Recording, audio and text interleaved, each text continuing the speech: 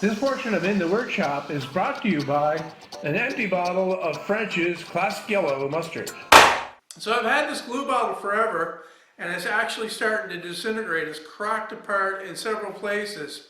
What happened originally was I dropped it and then the bottom broke, and then it all went downhill from there. So I've got a mustard bottle here that I've washed out, and I'm going to use that as my new glue bottle. Alright, so this is not my original idea. I saw this somewhere else, but I thought it was neat enough to pass along. I need to do this anyway, so I might as well share it with you guys.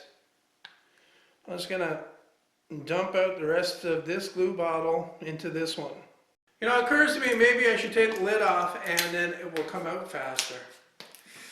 Problem is, this thing is falling apart in my hands. Okay, take that off. Now I can go for the big dump. Now I'm just going to fill it up the rest of the way. Of course, the good thing about this glue bottle is the cap and how it is attached. So I still got some mustard in there. Excellent. I'll put good flavor on the glue. The cap is still attached so that, you know, you just squeeze some glue out.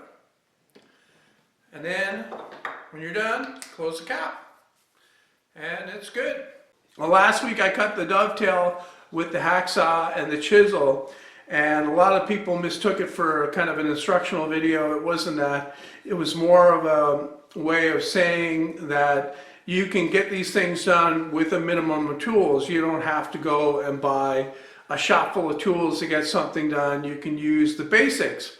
Also, it's kind of a poke at the ultra expensive tools. You know, some guys have the feeling that the only way you can get quality results is with the very best tools. And I hope that that came across in the video, that actually was the message.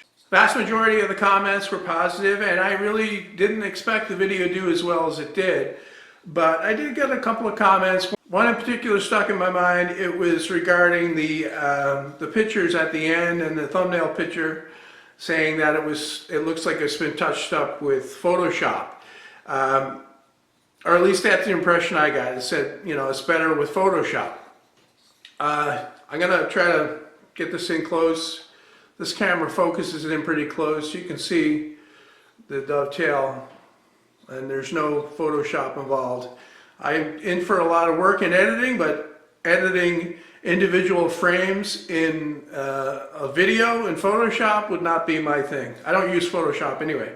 As you can see, it looks a little bit different from when I finished sanding it and started putting the oil in the end of the video. The reason for that is that when I got it done, my intention was for it to look kind of rustic. After I had it finished, I looked at it and I said, that's not going to make a very good thumbnail for the video, so I actually sanded it a bit further. I didn't do any filling. There's absolutely no putty or mixed up sawdust with glue in this anywhere. This is absolutely gap free all the way around. I mean, the glue does a little bit of filling, but not much. And I did some more sanding to get it looking like this, and I actually put some more oil on as well. I find it's important to get a really good looking thumbnail for the video. It makes the video more attractive. So that's why I did that. Another common question was, what did I use to sharpen my chisel? I used my sharpening jig to get it in shape. Then I hone it on the edge of a piece of MDF that's been loaded with rubbing compound.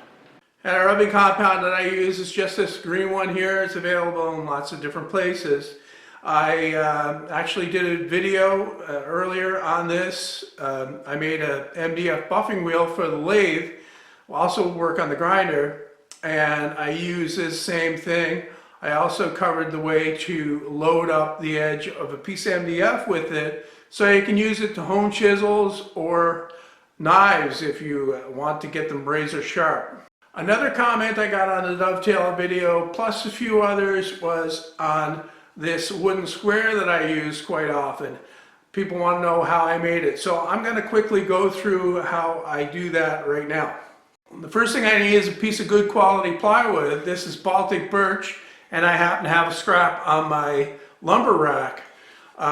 This is the factory edge on both sides here so that the corner should be exactly square to begin with. That's one of the things that you can usually count on. It's best to check it though, if you have an accurate square. The next thing I need to do is I need to make 2 cuts that go very nearly to the corner. So I've raised the blade up a little bit higher than I normally would to make those cuts. For the first one, I've set the fence 1 3/4 inches from the blade.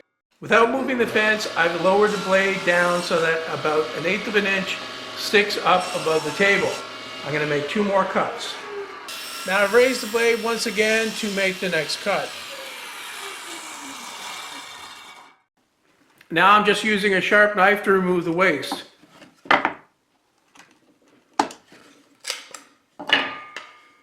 To remove the excess in the corner accurately, I've moved the square over to my vise and I'm going to use my freshly sharpened chisel.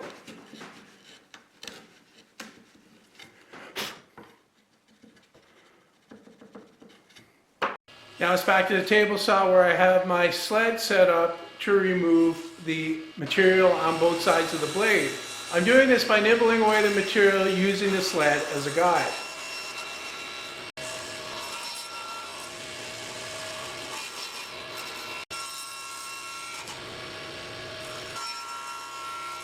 Last thing I need to do at the table saw is to cut off the end. That leaves me with a surface that's very smooth, but to take it a step further, I'm going to do some hand sanding on it.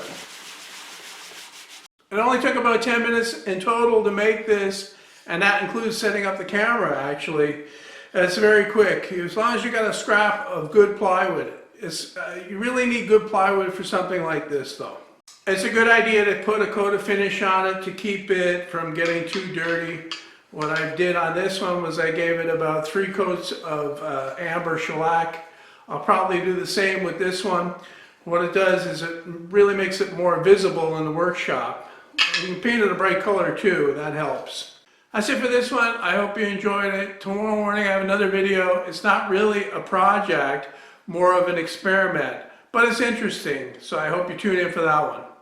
As always, thanks for watching. Okay, I'm not in close enough, I don't think. Let's get close up. Coming for the kill. Okay.